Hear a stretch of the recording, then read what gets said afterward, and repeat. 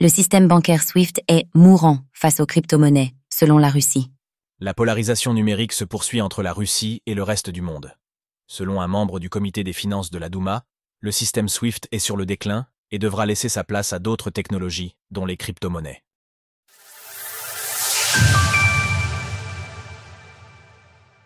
La Russie tacle SWIFT et mentionne les crypto-monnaies. Alors que des discussions ont lieu cette semaine entre le président américain Donald Trump et le russe Vladimir Poutine, la question de la sortie de guerre est de plus en plus prégnante. Dans le domaine économique, les sanctions sont elles aussi évoquées, avec une interrogation. La Russie pourrait-elle être réintégrée au système économique mondial, notamment à SWIFT? Pour Anatoly Aksakov, un membre du comité des finances de la Douma, la Russie est prête à se reconnecter à SWIFT, mais elle n'est pas sûre de l'intérêt de la manœuvre. Nos systèmes sont prêts. La question est le veulent-ils? Et en avons-nous besoin? Je pense que cela pourrait avoir des bénéfices, mais dans le même temps, des systèmes alternatifs doivent être créés.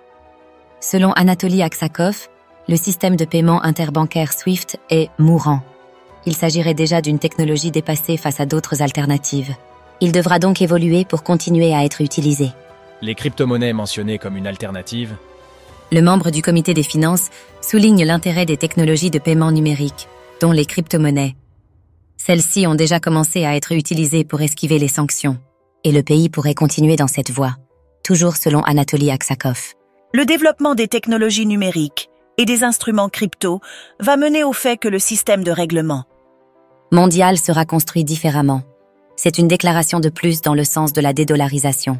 Pour rappel, la Russie fait l'objet de fortes sanctions économiques et a donc développé de nouveaux moyens d'effectuer des transactions depuis 3 ans de guerre en Ukraine.